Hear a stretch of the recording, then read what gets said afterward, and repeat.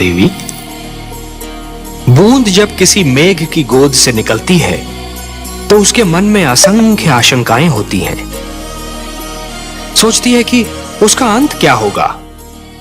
क्या वो किसी मरुस्थल की सुलगती रेत पर गिरेगी और सूख जाएगी, या किसी सुलगते अंगारे पर गिरेगी और भस्म हो जाएगी, या फिर किसी कांटे पर गिरेगी और उसका शरीर छलनी हो जाएगा।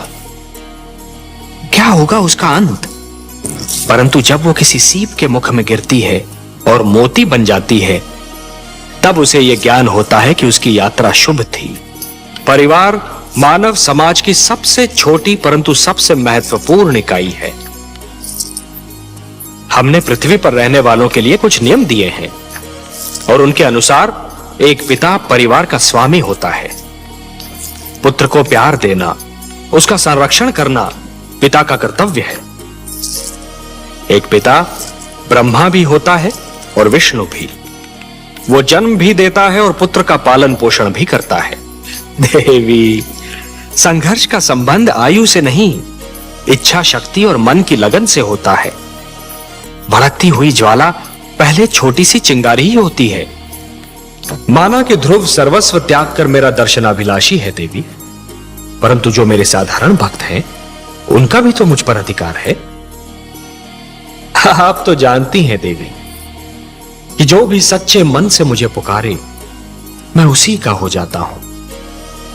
तो फिर यह कैसे संभव है देवी कि मैं अपने असंख्य भक्तों को भूलकर केवल एक बालक को कृतार्थ करूं? देवी, सूर्य अपना प्रकाश बांटते समय राजा के महल और दीन की कुटिया में अंतर नहीं करता। वर्षा का बादल मधुवन पर बरसता है तो मरुस्थल की प्यास भी बुझाता है। तो फिर यह कैसे संभव है देवी कि मैं अपने भक्तों में पक्षपात करूं? हे महादेवी, ये मत भूलिए कि ईश्वर भी ईश्वरत्व के नियम से बंधा है और ईश्वरत्व का नियम है समानता। मेरी दृष्टि में समस्त मानव जाति समान है। मैं धरती पर जा अवश्य सकता हूं देवी, किंतु समस्त मानव समूह के कल्याण के लिए। महादेवी, जिस प्रकार जब जल माटी को गीला कर देता है तो माटी में से सुंदर अंकुर फूटते हैं, उसी प्रकार जब भक्ति मन को उदार बना देती है तो मन में सुंदर विचारों का जन्म होता है।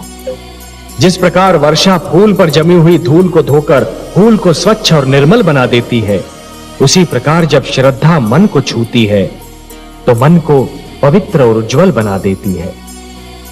यदि ऐसी स्थिति बन जाए कि दो परस्पर विरोधी गुटों की लड़ाई में दोनों ही पक्षों के केवल निर्दोष और असहाय तत्व ही अत्याचार और आतंक के लक्ष्य बन जाएं, तो हर उदार मन तड़प उठता है। जिस प्रकार दीपक जिस अंधकार को मिटाता है, वो अंधकार उसी के नीचे जा छुपता है, उसी प्रकार कभी कभी सत्य को असत्य के नीचे और पुण्य को पाप के नीचे ही शरण मिलती है।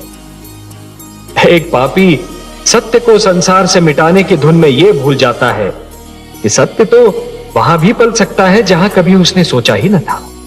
जिस प्रकार चरित्र की हानि धन की हानि से अधिक बड़ी दुर्घटना होती है, उसी प्रकार देवत्व का अपमान देवताओं के अपमान से अधिक बड़ी दुर्घटना है।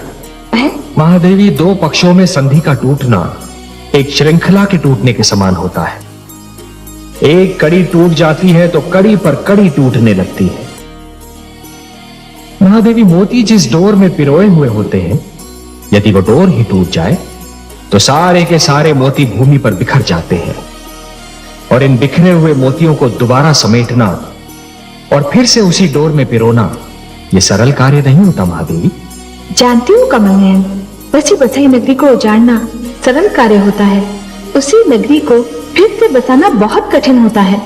वर्ष और पीढ़ियां बीत जाती हैं उसे बसाने में। सत्य कहा महादेवी। समझौते का तोड़ना सदैव शत्रुता को जन्म देता है, और शत्रुता एक ऐसा विषैला पौधा है जिस पर केवल द्वेष के पुष्प और संदेह के कांटे ही उगते हैं, और ये द्वेष और संदेह कई पीढ़ियों तक अपना रंग दिखाते रहते हैं। पर यह जान लीजिए कि सृष्टि की हर वस्तु किसी न किसी सीमा में बंधी हुई है। इच्छा हो, ईर्ष्या हो, क्रोध हो, कोई भी भावना हो, उसकी अपनी सीमा होती है।